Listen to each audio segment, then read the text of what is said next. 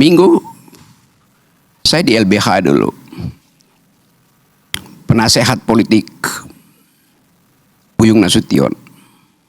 Setiap kali kita diskusi, datang polisi dari Kramat 5, dulu polisi dan tentara masih sama, Kremlin kita sebut. Dia masuk ke ruang diskusi, ada Malik, dia naik di atas meja dan dia bilang, demi undang-undang saya bubarkan diskusi ini. Orde Baru pakai demi undang-undang tuh. Dia sah bubarin itu. Undang-undangnya subversif memang. Tapi dia pakai undang-undang. Kalau sekarang rektornya ditelepon, jangan terima Rocky Gerung untuk diskusi itu. Anda lihat. Jadi kalau Anda bilang Jokowi merawat demokrasi, Jokowi tiba ketika Indonesia udah demokratis, saudara Andre itu. Jokowi nggak ada di mana-mana ketika Anda di Uber-Uber itu. Jadi bagaimana mungkin Anda bilang Jokowi sedang merawat demokrasi?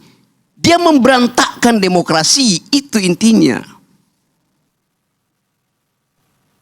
Coba, ada pepatah bilang begini.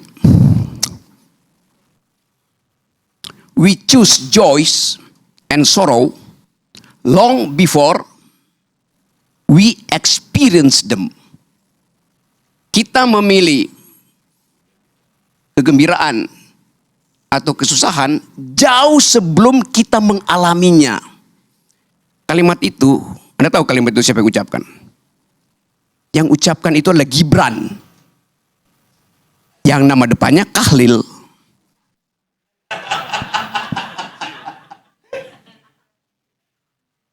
Jadi bagi Kahlil Gibran, pikiran itu udah memilih lebih dahulu sebelum dia mengalaminya. Jokowi di pikirannya sudah memilih jadi otoriter sebelum dia mengalaminya. Sebelum dia menjalankannya. Itu yang namanya authoritarian personality itu. Ide untuk memperpanjang masa jabatan itu adalah authoritarian personality. Ide untuk menambah masa jabatan itu adalah ide authoritarian personality. Ide untuk menjadikan Gibran calon wakil presiden itu adalah authoritarian personality. Dia udah memilih sebelum dia lakukan bahkan. Begitu cara melihat otoritarianisme saudara Andre itu. Jadi kalau Anda sebut-sebut dari awal bahwa ya ini ya Jokowi ya demokratis. Lo otaknya itu dari awal otoritarian. Itu dasarnya.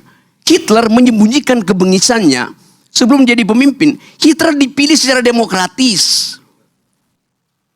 Itu pentingnya belajar sejarah saudara Andre itu. Pengetahuan Anda kurang sekali soal demokrasi itu. Ya saya mau terangkan itu. Jadi hentikan segala macam cawek-cawekmu itu. Akan kelihatan Anda dungu kelihatannya tuh. Serius saya katakan itu. Ini akan pengaruhi. Kalau Anda masih begini terus saya kampanye di wilayah Anda di Padang itu. Jangan pilih Andre. Karena dia tidak setajam pikiran Sultan Syahrir. Tidak setajam pikiran Natsir. Tidak setajam pikiran Buya Hamka. Itu masalahnya. Saya lanjut sedikit ya. Ya tapi you nggak ngerti itu isi demokrasi itu. Itu soalnya. Oke. Coba kita lanjut sedikit. Memang Indonesia nggak ada dinasti. Karena semuanya dipilih. Oh iya. Dinasti itu darahnya biru. Yang sekarang bukan dinasti. Karena darahnya kotor. Kotoran itu ada di pikiran Pak Jokowi dari awal. Semua yang kita pernah bayangkan itu akhirnya ditemukan faktual oleh majalah Tempo itu. Semua yang kita janjikan sebagai perubahan dibatalkan oleh gerakan mahasiswa yang dengan satu kalimat kami muak. Anda mau uji dengan apa prinsip kami muak itu? Jadi ini bagian di mana bangsa ini kalau kita sebut apa sebetulnya yang terjadi? This is the beginning of the end. Awal dari berakhirnya. Tapi Anda katakan Jokowi masih elektabilitasnya tinggi, Jokowi masih likability-nya 80%. Ya sama kayak lilin. Lilin itu sebelum dia mati dia menyala terang itu. Lalu peng, mati coba. Itu poinnya tuh. Jadi saya bukan mau uji, saya mau beritahu bahwa kalau kita sembunyikan soal-soal yang tadi etik itu, kita masuk dalam tukar tambah tuh. Machiavelli bilang begini. Kebusukan kekuasaan bukan pada penggunaan fisik kekuasaan, tapi pada pengkhianatan itu. Pada penipuan. Itu semua soft powernya Jokowi. Jokowi nggak datang seperti Soeharto bilang I'll cover you, gua gebuk lu. Enggak. Dengan senyap dia lakukan pengkhianatan, pengkhianatan pada Ibu Mega, pengkhianatan pada bangsa ini, pengkhianatan pada emak-emak. Apa kurang kejamnya Jokowi? Dia bikin IKN, dia jual nggak laku ke Cina, dia jual ke Amerika nggak laku, dia jual ke Mesir nggak laku, dia jual ke Malaysia nggak laku, dia jual ke Singapura nggak laku. Lalu akhirnya dia paksa oligarki itu untuk nyumbang di depan. Kurang cukup. Dia suruh APBN pindahkan 20, 30, 40% ke IKN. Pada saat yang sama, seorang pria berkeluarga di Kupang, tempat Parera, 2 hari lalu, merobek perutnya karena nggak bisa beli beras itu. Pengisan siapa dengan Pak Harto? Tidak pernah ada di zaman Soeharto orang bunuh diri karena nggak bisa makan itu. Padahal orang ini setiap bulan di Kupang itu nunggu di pintu gerbang desa untuk dapat BLT. Dan itu ilmunya Jokowi.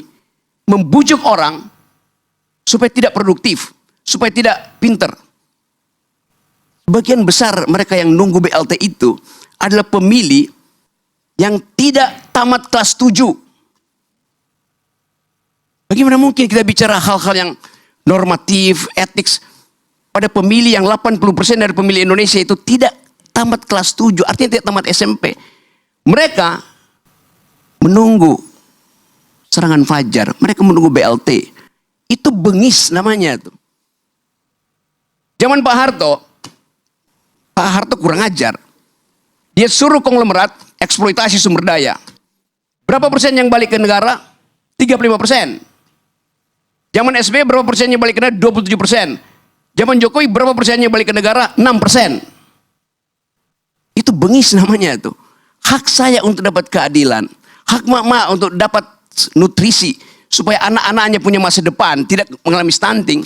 Dibatalkan oleh Jokowi. Melalui proyek-proyek infrastruktur yang gak ada gunanya tuh.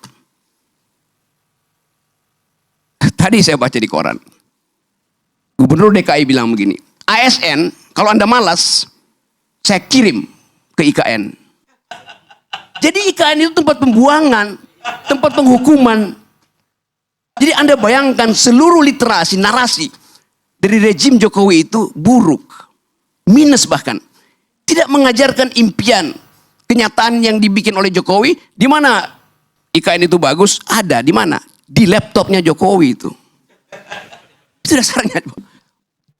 Jadi saya mau terangkan ini untuk memberitahu bahwa yang disebut otoritarianisme tidak harus melalui keadaan yang Anda lihat. Kenapa Presiden Soeharto otoritarian? Ya karena dia rejim militer. Ini rejim demokratis tapi memakai ide politik untuk mengatasi kemerdekaan ambisi dia itu. Itu datang dari pikiran yang otoritarian itu, Saudara Andre. Jadi sebelum saya lanjut menerangkan itu, saya ingin beri semacam gambaran bahwa perubahan politik dalam keadaan semacam ini, di dalam keadaan ada pembusukan institusi, political decaying, harus kita bayangkan juga terjadi di luar sistem elektoral. Itu kira-kira yang dimaksudkan oleh Ibu Mega. Kalau saya mau teruskan logika Ibu Mega. Ibu Mega tidak bicara buat Pak Jokowi, tidak bicara buat Gerindra, tidak bicara buat macam-macam. Dia bicara untuk merekatkan kembali wong cilik. Karena cuman itu ingatan publik terhadap PDIP. Dianiaya oleh rejim otoriter. Sekarang, Wong Cili nggak bisa bayangkan otoriterisme itu lagi, karena Wong Cili nunggu BLT-nya Jokowi. Itu soalnya. Jadi Ibu Mega recovering our past history untuk menerangkan bahwa ada jenis otoritarian mirip Orde Baru yang bahkan lebih berbahaya. Karena dia menyelundup secara hegemoni, secara sublim ke dalam benak rakyat Indonesia, benak Wong Cili yang ditipu selama 9 tahun. Bukan cuma Wong Cili yang ditipu, kelas menengah juga ditipu. Dan kelas menengah akhirnya menangis di depan TV karena sadarnya telat. Saya mau terangkan ini bukan dalam upaya untuk mengadu domba Orde Baru Orde Lama, tetapi supaya kita paham bahwa kemampuan kita secara intelektual dibatalkan oleh Jokowi, sehingga bahkan untuk mengerti demokrasi dari orang semacam Andre gagal dia pahami itu. Sekali lagi, saya nggak ada problem dengan Anda, saya punya problem dengan cara membaca sejarah. Terima kasih. Pak Ardi, boleh saya tanggapi 30 detik aja. Baik. Saya memang, Bang Rocky, ya, tidak setajam Muhammad Nasir, Muhammad Yamin, Buya Hamka yang abang sebutkan tokoh-tokoh besar Sumatera Barat. Betul. Tapi Bang, saya pertanggungjawabkan jabatan saya sebagai anggota DPR. Gak bisa begitu. Sebentar Bang. Standar kita adalah Nasir, Hatta, Syahrir. Kalau anda di bawah itu, Anda pergi dari demokrasi itu.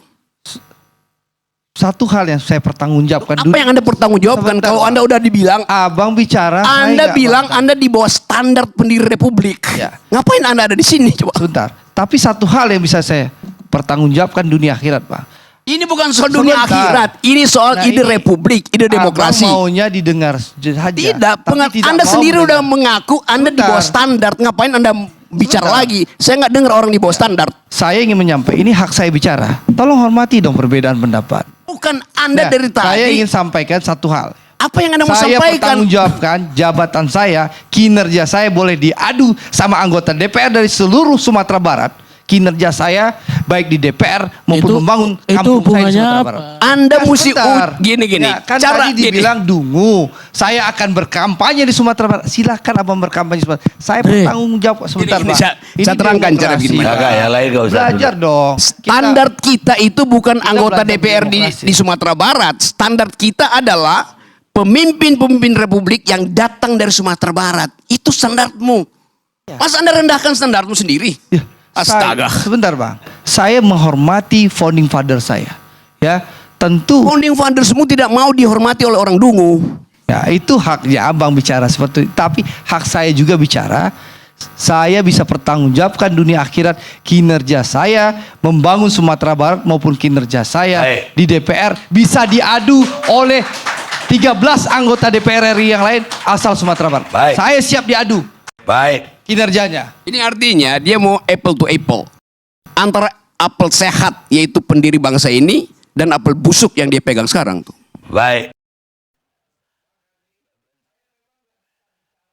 Ngelantur, ngebacot. Tapi faktanya kerja-kerja saya jauh bermanfaat untuk kepentingan bangsa dan negara. Dan saya menyelamatkan ratusan triliun aset negara.